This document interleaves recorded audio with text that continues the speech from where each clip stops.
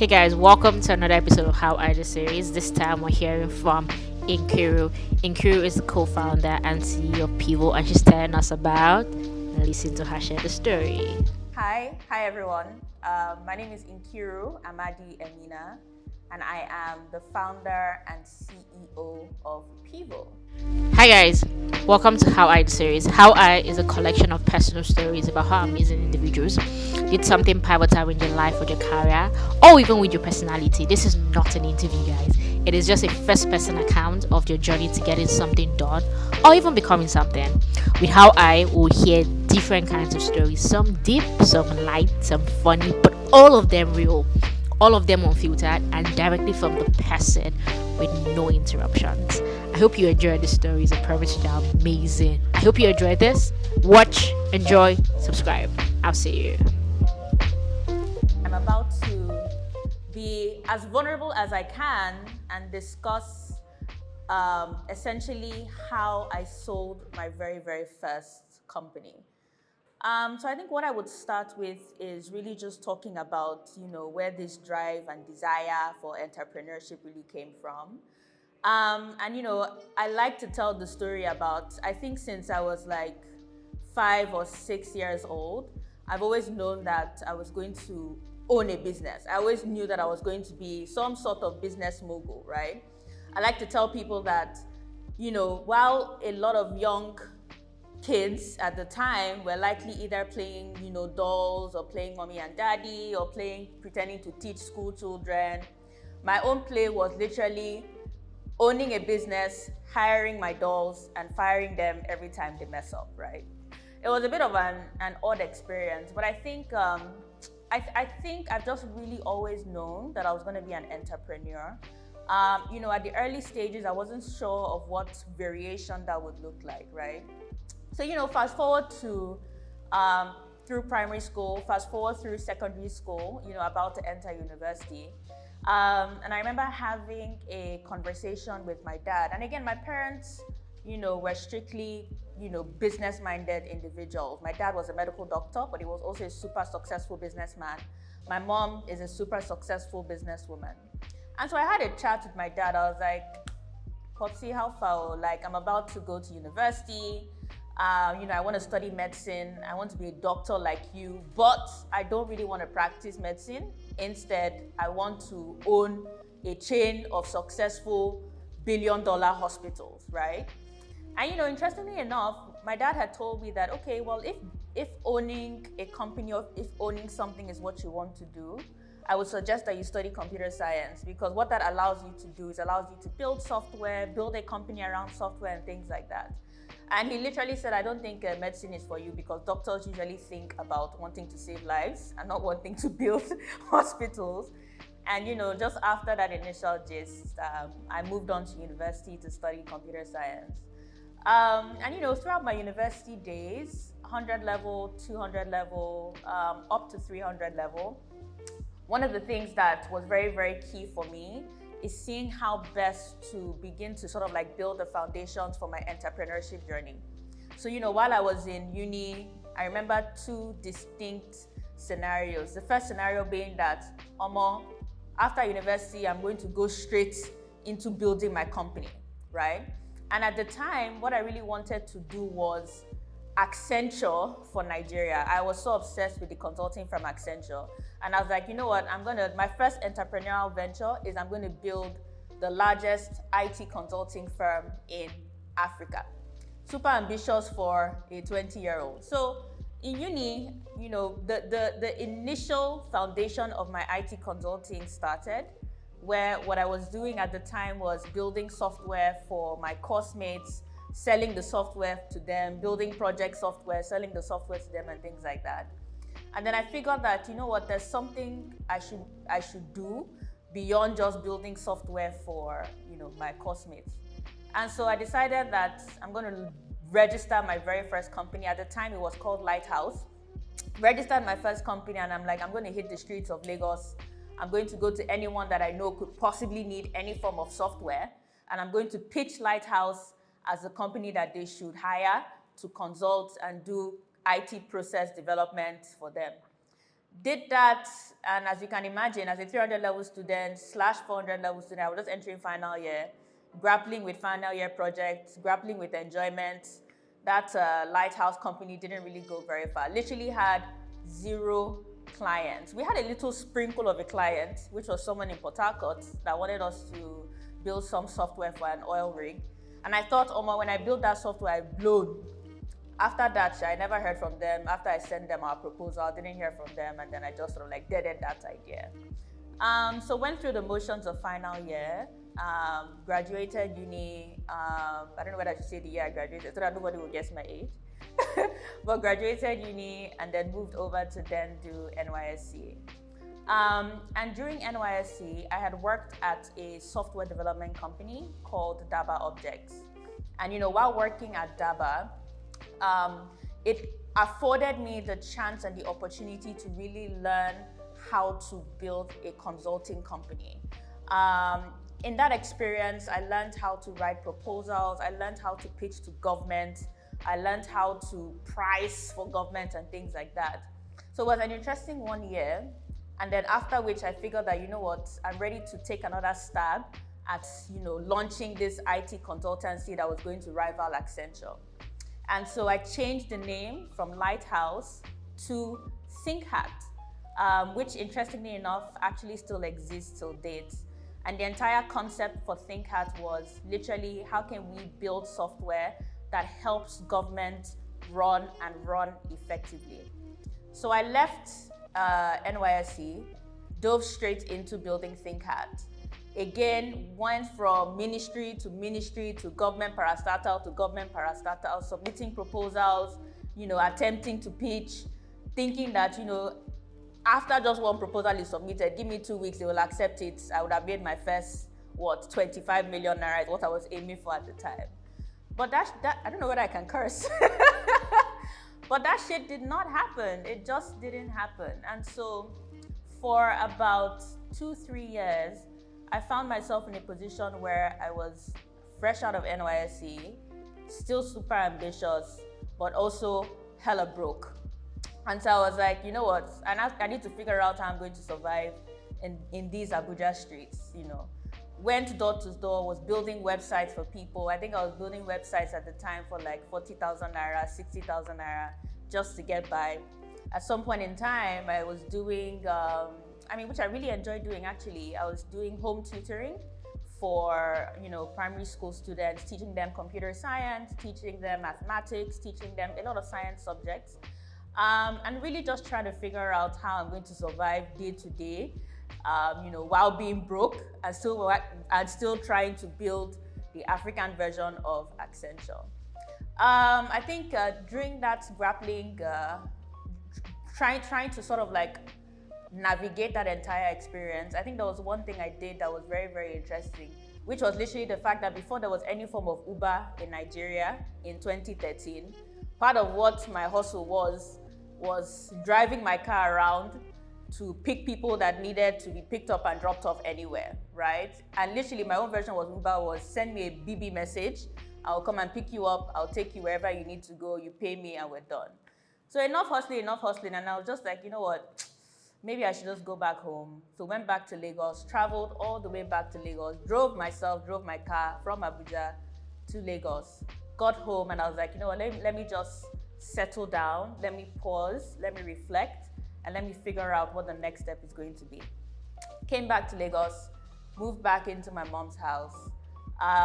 Again, hit the pavement, was going door to door, giving people my CV, saying that, look, I study computer science, I can build software, maybe I should get a job instead of this, my ambition of building a ThinkHat.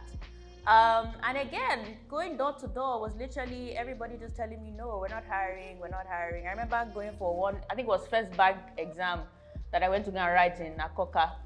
I failed that thing miserably. And I was just like, why am I getting all of these no's, But the interesting thing is, in all of this experience, in all of the no's, in all of the rejection, in the sitting in the depth of brokenness, there was one thing I really held on to. And again, because I'm also super spiritual, which was that I know that God has a purpose. I know that whatever that purpose is going to be realized. However, what I need to do is lean more on him and less on more. I study computer science, I study how to write programs, I know how to write proposals, and just lean more on him, right? And so with that sort of like revelation, I remember very clearly there was one thing that I was led to do, which was literally for Think Hat, we had one checkbook. That checkbook, I've never written anything more than 20K in that checkbook.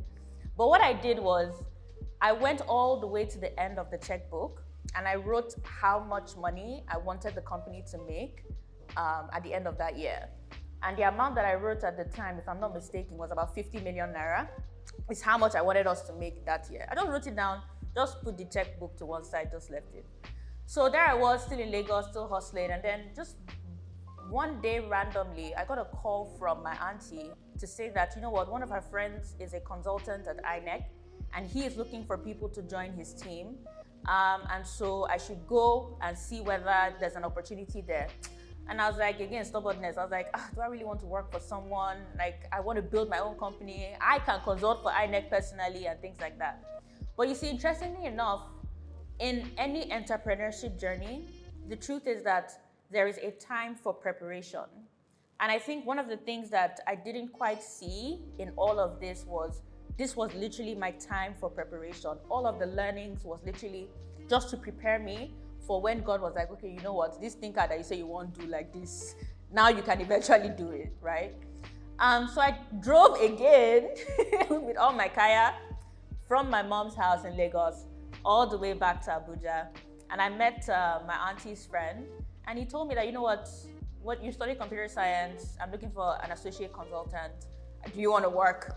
At first, I was thinking in my head that maybe I should tell him to subcontract ThinkAt.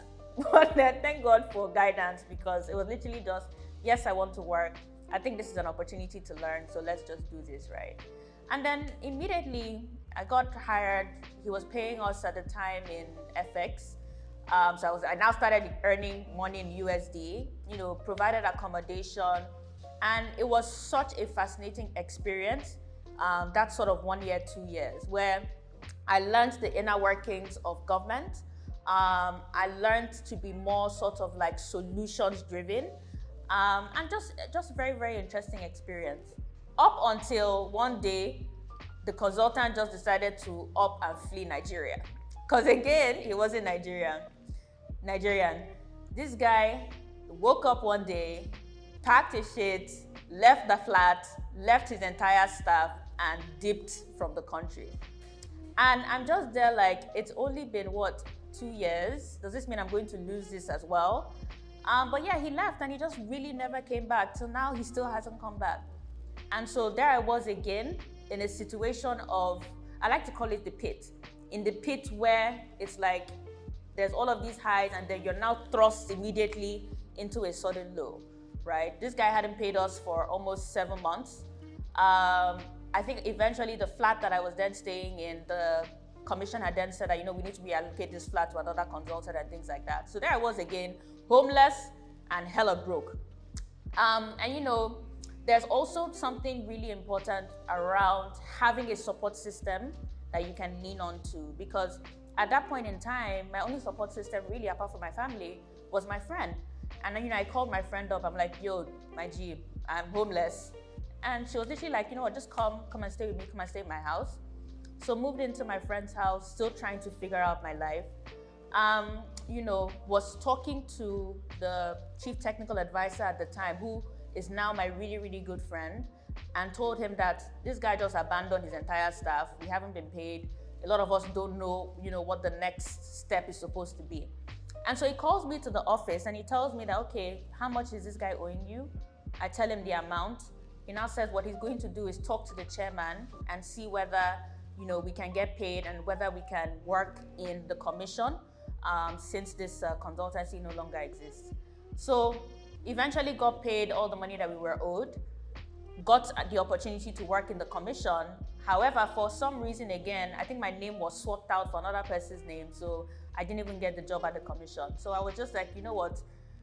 This actually feels like it's really just too much, right? And like at this point in time, God, like I don't know what to do, and you need to just help me figure out my life, because I'm tired of figuring it out by myself. And so literally, after that sort of one-on-one, the next day, the most fascinating thing happened, where the CTA called me back to his office and told me that, you build software, right? I said, yes, I do. He now says, do you have a company? This thinker that I've been carrying on my head, then I actually forgot that I had a company called ThinkHat. Then I was like, oh yeah, sure, sir. I have a company. It's called ThinkHat. He said, okay, we're trying to build this software. We have this grant, and I want you to build it. And I was like, okay, how much should I charge? He was like, you know what? Just send me your proposal by the end of today, and then I'll call you later in the evening. So I was like, make a prepared proposal. I was like, should I put 100K? Should I put 2 million? Well, like, what should I put? I think I just settled on, I think the number I put was about 3.5 million in that proposal. Before I sent that proposal out, he called me again to say that his friend wants to build, and again, it was like election season. His friend wants to build 2 softwares, and that he wants me to do it for the friend, and I should send him a proposal. So then I now have 3 proposals to prepare. I sent him the 3. The other 2, he was like, Nkiru, why are you pricing this thing so low? Like, do you know who you're about to bill? Like, can you think and put like proper numbers in this? Like, why are you underpricing yourself? And I was like, okay, so I'll do that. So sent him the 3 proposals. Again, adjusted the number according to the Holy Spirit. Adjusted the number, sent him the 3 proposals. And I shit you not, the next day, it was literally the 3 proposals approved. By the end of day, the next day, it was literally all payments received in my bank account. I opened my phone and I look at my phone like this. Wait, how many zeros am I seeing at the back of this credit alert? And interestingly enough, the exact value for all 3 of those proposals totaled up to the 50 million Naira check that I had written years ago. I'm laughing because the expressions here is hilarious. But literally totaled up to the 50 million Naira check that I had written in my checkbook.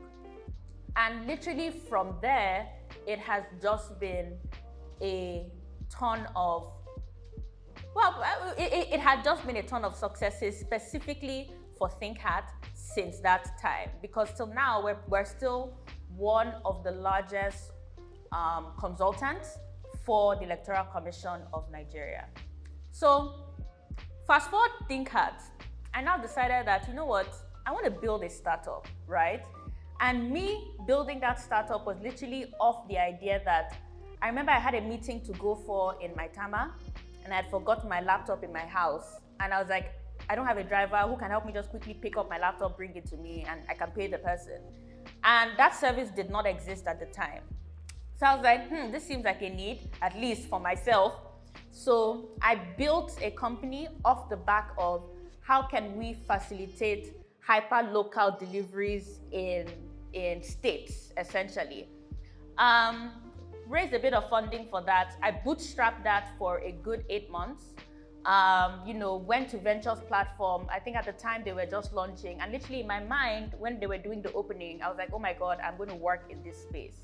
So they then had the first accelerator program, and I pitched, and I got my very, very first sense of venture funding from Ventures platform.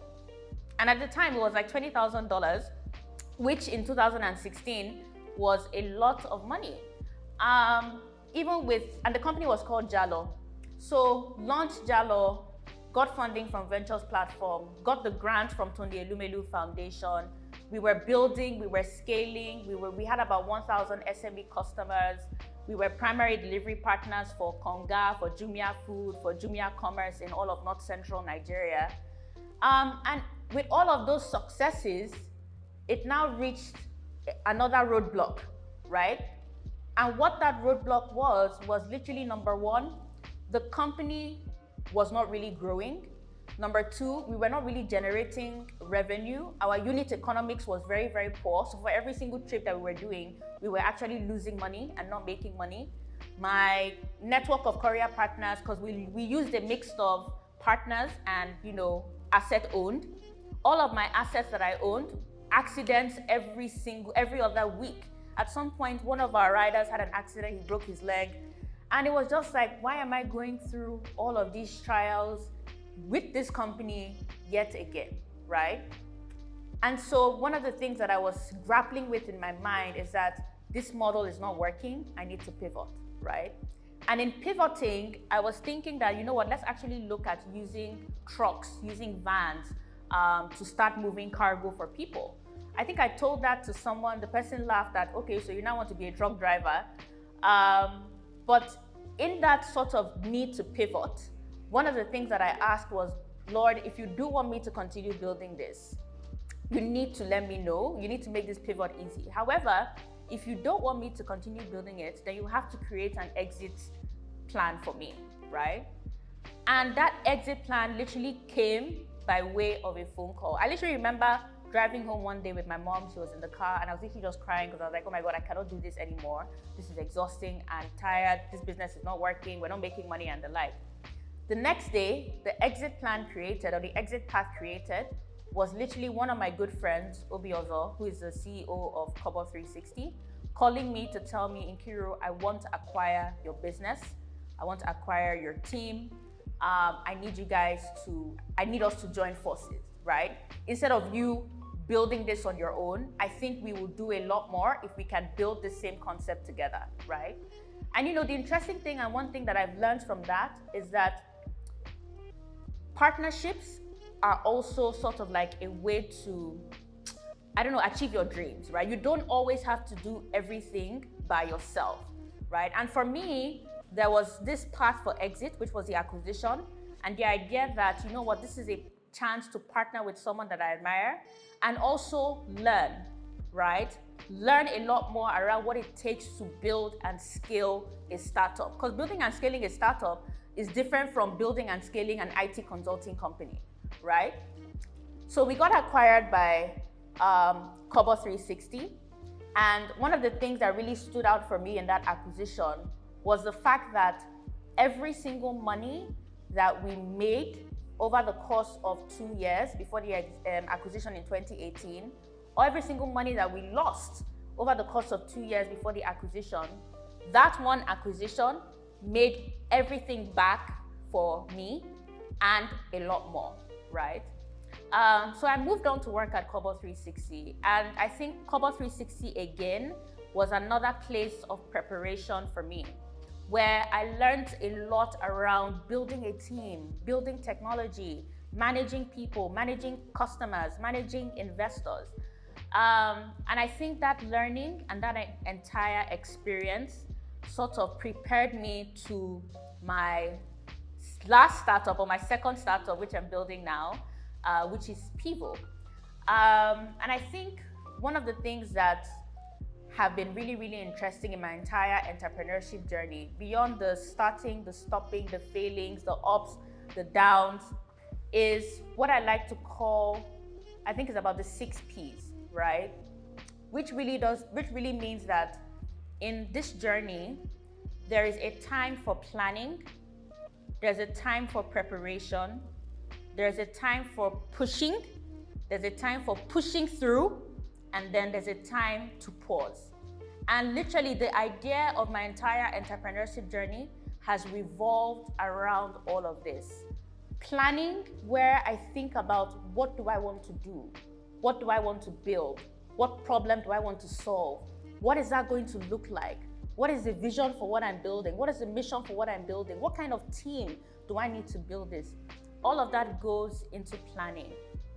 Preparation is literally everything that you learn in order to execute, right? So the experiences, the experiences of failure, the experiences of success, the experiences of highs, the experiences of lows, the experiences within the work context, within the client context, all of that goes into preparation. The third piece, being push, is that now you are prepared. You need to push through and do everything to achieve and actualize your vision, right? And pushing for me has literally always been just start, just do it, just build, just put it out there. Pushing for me has always been learning, improving myself professionally, pushing myself to improve myself personally, right? Pushing for me has always been, I believe myself die. Like, Nkiru, you can do this, you will do this, and it will succeed, right? Pushing through is literally the point where you've pushed, everything looks rosy, but now there's a roadblock, right? And pushing through is, what is the best way to scale this roadblock, right? And in many ways, the best way can be, let me pivot. The best way can be, let me shut the company down, let me go and work with someone else, right? The best way can be, by hook or by crook, we will level this mountain, right? Pushing through. And then the last piece being pausing, knowing when it's time to take a step back, knowing when it's time to rest, knowing when it's time to realign, right? And that's literally what my entire entrepreneurship experience has been. I'm building Pivo now, been building Pivo since 2021. And I must say that the entire, how many years now? 12 years of my entrepreneurship experience has been super instrumental in building Pivo, and hopefully in taking us to the highest level of heights as we scale and as we grow. And I think more than anything, the entire journey has taught me resilience, has taught me to give myself grace, has taught me to forgive myself, has taught me that failure is not a bad thing, has taught me that in every challenge, there's a lesson to be learned. So look for the lesson and hold on to it. And has taught me that, Nkiru, you are who you say you are, right? And yeah, that's pretty much it. Although I don't have any questions. It's like maybe there was some rehearsal that you're doing that I'm not aware of, but it was so good. Like, you've told me this story before, and obviously I followed you for a bit to kind of like get bits and pieces. But just hearing you tell the story today, I'm just so inspired. So thank you for actually sharing. I do not have any question. But again, I have to ask one. So I would say let's end it like this, right? You shared a lot, from starting to doing Think Hard to 50 million Naira. Ha! God, I beg. And then doing 2 startups now. If there's one specific thing you wouldn't want somebody to forget from your story of how you built and sold your first startup to you building another one now, what is that one thing you want them to take away? Gosh, I think the one thing, it might be smushed into one, so it might be 2 smushed into one. But I think the one thing would really be, like, don't give up, right? If really deep down you know what your purpose is, you know that your purpose is tied to this journey of building, like, don't give up, right? Believe in yourself, trust your intuition, trust your mind, trust your ability, and just do it, right? Just build.